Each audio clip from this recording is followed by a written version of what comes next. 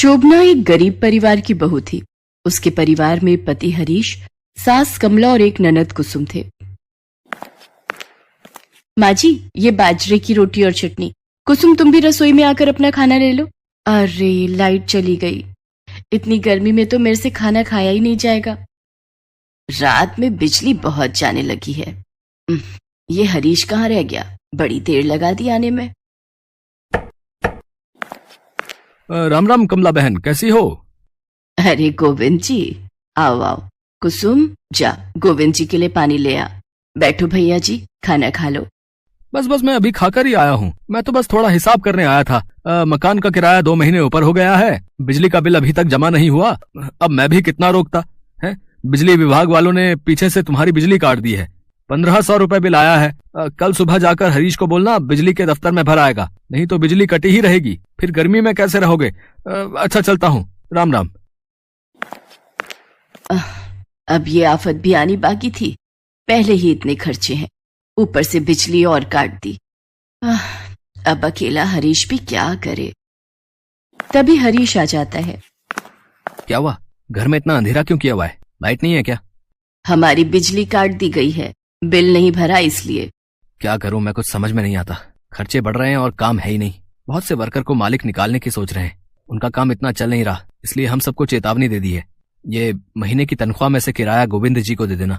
मैं कल बिजली का बिल जमा करता हुआ काम पर चला जाऊंगा। और ऐसा ही हुआ। इस बार तो हरीश ने किराया और बिजली का बिल दे दिया, पर उसके मालिक ने उसके जैसे बहुत सारे वर्कर को अचानक काम से निकाल दिया। अब जब तक नई नौकरी नहीं मिल जाती, दिमाग बहुत खराब रहेगा।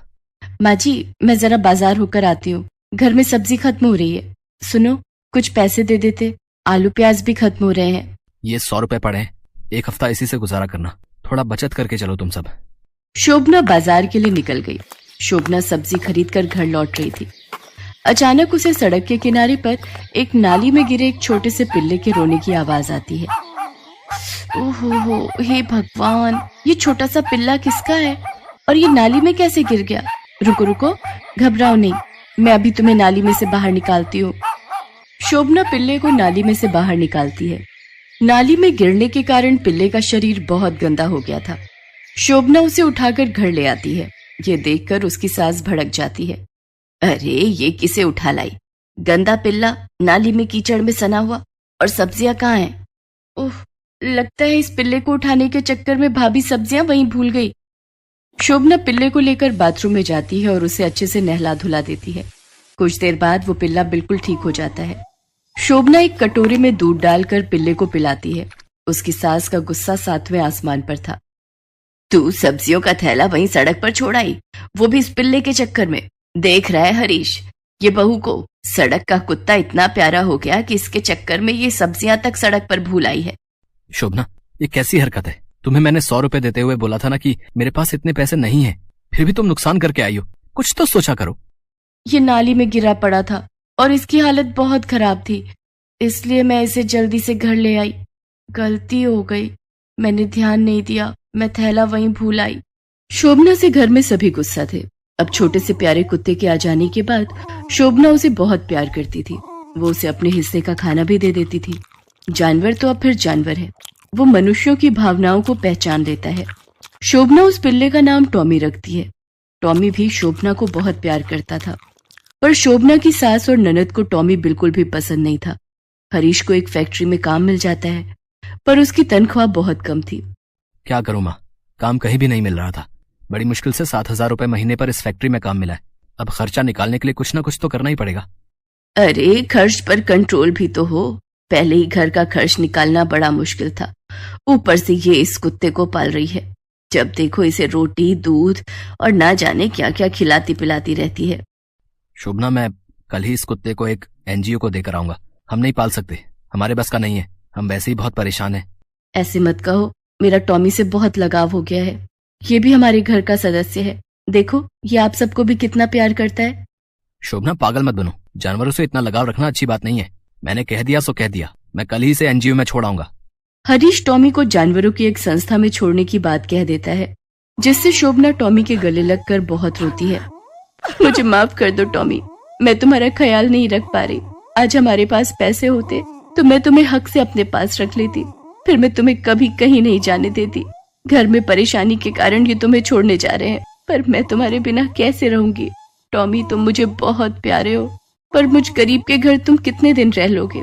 अच्छा है, संस्था में तुम्हारी खूब सेवा होगी, अच्छे से खाने पीने को मिलेगा। यहाँ तो तुम्हें भरपेट खाने पीने को भी नहीं मिलता है।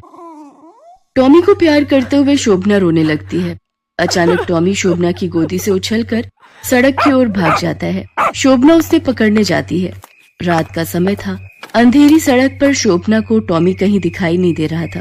शोभना की आवाज सुनकर हरीश भी उसके पीछे जाता है। टॉमी, कहाँ हो टॉमी? ये कहाँ चला गया? कहीं भी दिखाई नहीं दे रहा है। शोभना, घर चलो। आधी रात के समय तुम अकेली सड़क पर एक कुत्ते के लिए पागल हो रही हो। अरे चला गया होगा, सड़क का कुत्ता है, ये ऐसे ही होते हैं। ऐसे मत कहो, जरूर टॉमी को हमारी कोई बात बुरी लगी है। चलो थोड़ा आगे चलकर देखते हैं ना। शोभना, आगे हाईवे है और उसके आगे जंगल है। मुझे लगता है टॉमी जरूर जंगल की तरफ भाग गया है। बस एक बार चलो, अगर नहीं मिला तो मैं वापस आ जाऊंगी, पर कम से कम मुझे तसल्ली हो जाएगी, उस बेचारे के साथ कुछ गलत ना हो जाए।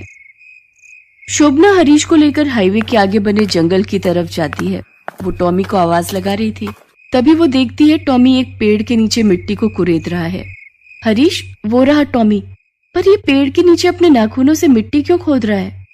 जरा पास चलकर देखते हैं, मुझे भी कुछ समझ नहीं आ रहा। इतनी रात में ये पेड़ के नीचे क्या कर रहा है? शोभना और हरीश देखते हैं टॉमी जिस पेड़ के नीचे मिट्टी खोद रहा था, उस पेड़ के नीचे बहुत पुराना एक संदूक था। टॉमी शोभना को पकड़ने लगता है, मानो वो उससे कह रहा हो कि इस संदूक को उठा लो। शोभना टॉमी की बात समझ जाती है और संदूक को उठा लेती है। हरीश और शोभना संदूक को लेकर टॉमी के साथ घर आ जाते हैं। घर आकर हरीश जब संदूक को खोलकर देखता है तो वो हैरान रह जाता है। संदूक बहुत ही पुराने हीरे जवाहरात और गहनों से भरा हुआ था। इतने हीरे जवाहरात और गहने? ये तो कोई राजा महाराजा के जमाने का संदूक लगता है। इसका मतलब टॉमी हमें यही दिखाने के लिए ले गया था। शोभना, आज एक जानवर का प्यार जीत गया। इसने तो हमारे जीवन के सारे दुख दूर कर दिए। मैं गलत था जो तुम्हारे और टॉमी के रिश्ते को समझ ही नहीं पाया। हमसे भी गलती हुई शोभना बहू। शायद भगवान ने तुम्हारी दयालुता का फल तुम्हें दिया है और आज तुम्हारे कारण हमारे परिवार में खुशियां आ गई हैं। सब टॉमी को बहुत प्यार करते हैं। शोभना टॉमी को गोद में उठा लेती है। अब टॉमी के कारण उनके परिवार की गरीबी दूर हो गई थी। धौलपुर गांव में पिछले 2 साल से बारिश नहीं हुई थी। गांव के सभी लोग परेशान थे। सब तरफ सूखा पड़ा हुआ था। गांव की औरतों को गांव से दूर पानी भरने जाना पड़ता था। एक दिन, ओ रामकली, थोड़ा धीरे चल ले, मेरे तो पैरों में दर्द हो रहा है। इतनी दूर पानी भरने जाओ, पता नहीं ये गांव में पानी की परेशानी कब दूर होगी। छाया दीदी शाम घिर आई है, रात का भोजन भी तो तैयार करना है। जल्दी नहीं चलूंगी तो घर कैसे पहुंच पाऊंगी? अरे गौरी कहाँ गई? वो देखो आगे आगे तेजी से चल रही है। इतनी तेज धूप है, थोड़ा धीरे धीरे चल ले। ये रोजाना पानी भरने इतनी दूर जा जाकर तंग आ गई हूँ। ये मुझे क्या हो रहा है? ये मुझे क्या हो रहा है? मुझे चक्कर आ रहे हैं। मेरा सिर घूम रहा है। हे भगवान! अरे छाया दीदी, लगता है गौरी बेहोश होकर गिर पड़ी है। इसे पानी के छींटे मारो तो होश में आए। भगवान का शुक्र है तू होश में आ गई। अब धीरे धीरे चलना। कब से सोनी के बापू को बोल रही हूँ इस गांव को छोड़कर कहीं दूसरी जगह चल लो, पर ये मेरी सुनते कहाँ है। बिट्टू के बापू तो गांव छोड़ने को मान गए हैं। 2 दिन बाद गांव के बहुत से परिवार दूसरी जगह रहने को जा रहे हैं। हम भी उन्हीं के साथ निकलेंगे। मेरे पति ने भी मुखिया जी से बात कर ली है। मुखिया जी भी अपने परिवार के साथ इस गांव को छोड़कर जाने की सोच चुके हैं। फिर तेरे पति को तेरी और बच्चों की चिंता क्यों नहीं हो रही? ये बात हमारी समझ से बाहर है। जैसे तैसे करके गौरी अपने घर पहुंचती है। रामकली और छाया की बातें उसके दिमाग में घूम रही थी। ऊपर से वो धूप में चलकर आई थी। राशन पानी लेकर अपने पति शंभू पर चिल्लाने लगी। आज तो मैं वापस ही ना आती, रास्ते में ही अंतिम सांस छोड़ देती। फिर करते रहते बच्चों की देखभाल अकेले और पड़े रहते इसी गांव में। अरे भाग्यवान, क्यों इतना गुस्सा कर रही हो? हुआ क्या? बापू, रामकली चाची बता रही थी कि माँ रास्ते में चक्कर खाकर गिर गई थी। रहने दे सोनी, मेरे बारे में कुछ भी बताने की जरूरत नहीं है इन्हें। क्या फर्क पड़ता है मैं मरूं या जीऊं? ये तो इसी गांव में ही पड़े रहेंगे। सारा गांव खाली हो रहा है धीरे धीरे, और ये हैं कि जमकर यहीं बैठे हैं। तभी गांव का मुखिया भी आ जाता है। शंभू, हम सबका भी यही मानना है कि अपने और अपने परिवार की सुरक्षा के लिए इस गांव को छोड़ना ही बेहतर होगा। हाँ मुखिया जी, मैं अपनी मातृभूमि को कैसे छोड़कर चला जाऊं? मेरा जन्म इसी गांव की धरती पर हुआ है। मेरे माँ बाप की निशानी, मेरा ये घर उनकी याद दिलाता है। मैं यहाँ से कहीं नहीं जाऊंगा। मुझे माफ करना मुखिया जी। तुम्हें नहीं जाना तो मैं सोनियो और दीपू को लेकर जा रही हूँ। पड़े रहो अकेले। कल सुबह रामकली और छाया के साथ निकल जाऊंगी। मैं क्या करूं भगवान?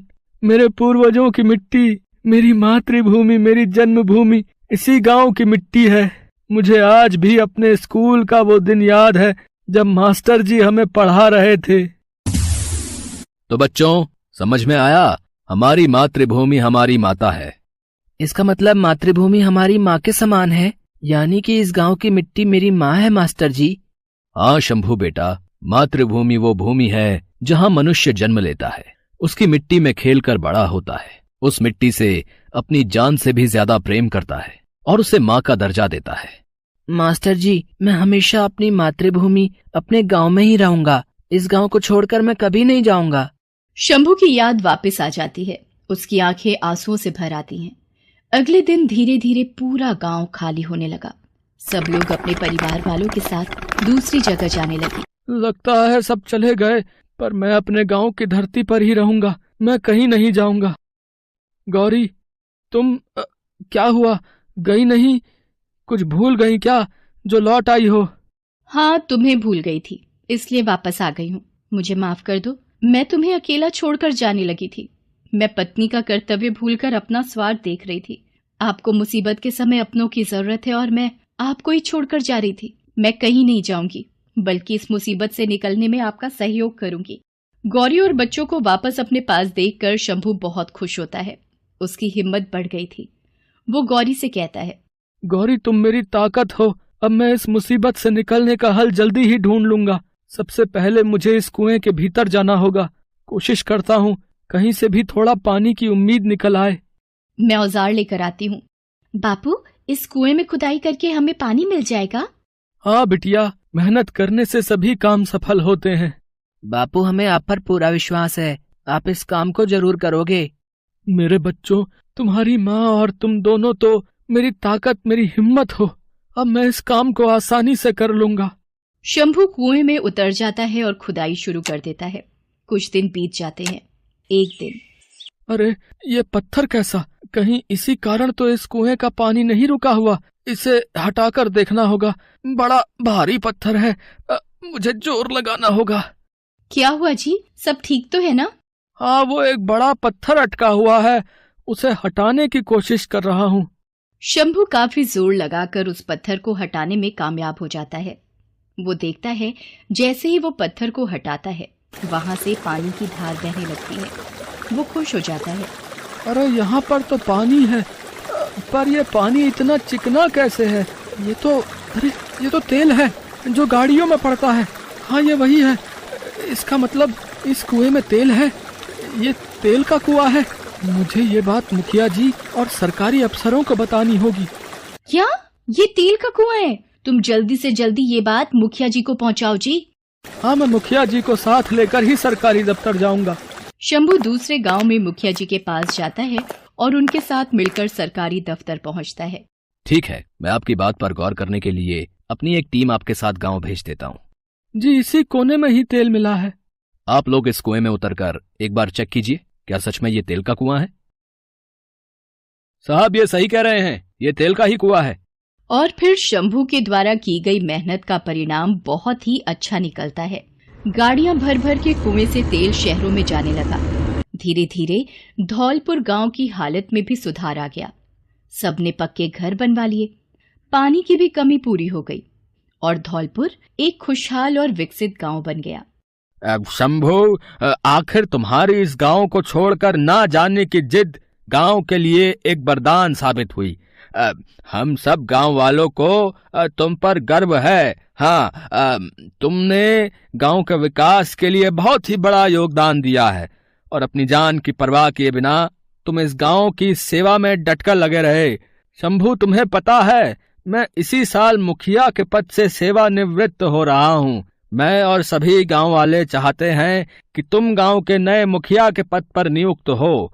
अब इस गांव को तुम्हारे जैसे सच्चे मातृभक्तों की ही आवश्यकता है। हाँ। शंभू को धौलपुर गांव का नया मुखिया नियुक्त किया जाता है। शंभू के प्रयास से धीरे धीरे धौलपुर गांव एक प्रगतिशील गांव में तब्दील हो जाता है। Best buddies. Hello friends, thanks for watching this video. अगर आपको ये वीडियो पसंद आया है तो प्लीज लाइक, सब्सक्राइब, कमेंट्स करें इस वीडियो पर, और हाँ, शेयर करना भी ना भूलें। और भी मजेदार वीडियो देखने के लिए नीचे दिए गए बेल आइकॉन को दबाएं। देखते रहिए बेस्ट बडीज।